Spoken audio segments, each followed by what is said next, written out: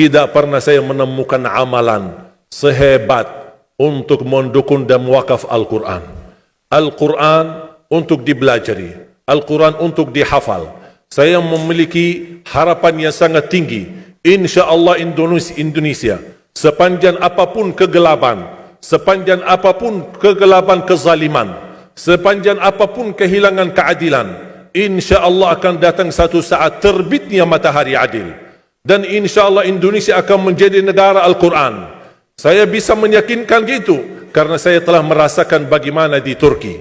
Turki negara sekuler yang ratusan tahun serangi Islam, ratusan tahun menabaikan Islam, tidak boleh kumandangkan azan dalam bahasa Arab, tidak boleh ada rumah tahfiz, tidak boleh ada pesantren, tidak boleh belajar agama, tidak diberikan anak-anak kita bisa belajar dengan sendirinya Al-Quran. Semuanya dilarang dengan keras, bahkan terancam orang-orang yang melanggar aturan itu. Allah Subhanahu wa taala melahirkan seorang presiden yang bisa membaca Al-Quran. Coba buka di YouTube bacaan Erdogan bagaimana. Itu dilahirkan dari negara sekuler. Saya bisa meyakinkan insya-Allah 1 juta menghafal Al-Quran, dan bapa ibu mudah-mudahan masih punya umur akan mendengar pengumuman besar imam besar salat Idul Fitri dan Idul Adha sekaligus khatib adalah Presiden Republik Indonesia menghafal Al-Quran. Itu yang saya yakini, dan saya tidak pernah merasa lelah. Dan saya selalu berkata sama istri, kalau saya mati itu pun karena saya bersama Al-Quran. Wallahi jamaah sekalian, yang bersama Al-Quran tidak akan merugi. Berkah rizkinya, berkah umurnya, terjamin kebahagiaan. Allah Subhanahu wa taala hanya minta satu, berkenan bersama Al-Quran di dunia.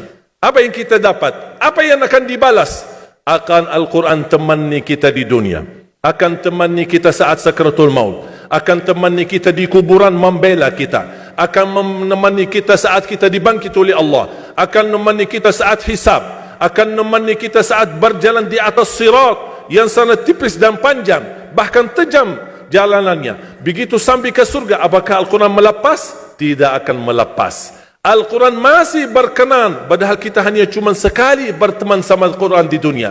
Dia begitu luar biasa panjangnya bertemanan sama kita sampai ke surga, bahkan akan temani kita masuk surga. Sebagaimana bersabda Rasulullah SAW, yuqalu liqari'il Quran, ahlul Quran di dunia yang kesibukannya baca, kesibukannya hafal, tidak membuangkan waktu sia-sia, selalu bersama Al-Quran. Allah suruh dia, bacalah dalam surgamu, naik derajatmu. Baca, naik lagi, tambah lagi baca, naik lagi, sampai di posisi mana pun anda berhenti baca, disitulah posisimu di dalam surga. Bagaimana kata Siti Aisyah di riwayat Imam Muslim, jumlah tingkatan-tingkatan dalam surga Allah sesuai jumlah ayat Al-Quran. Oleh karena itu tidak ada yang lebih tinggi di dalam surga Allah daripada Ahlul Quran. Cukuplah bahagia Ahlul Quran ketika di hari kiamat dipanggil, semua manusia dibangkitkan oleh Allah.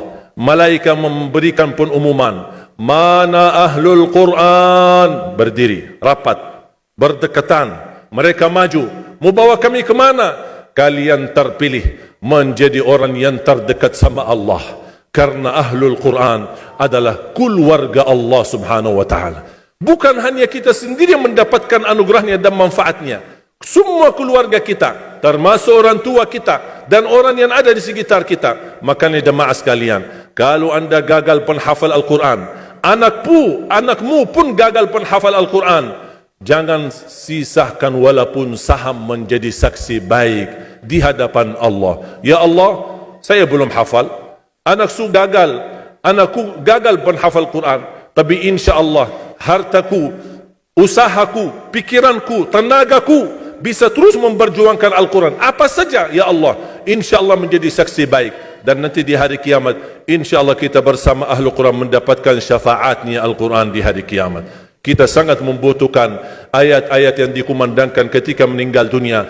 Insya Allah setiap satu huruf akan disalurkan 10 kebaikan. Mudah-mudahan semua yang hadir diberikan kemuliaan dan keanugerah dari Allah menjadi Ahlul Quran, penghafal Al-Quran, penghayati Al-Quran, para pencinta Al-Quran, berakhlak-akhlakul Quran.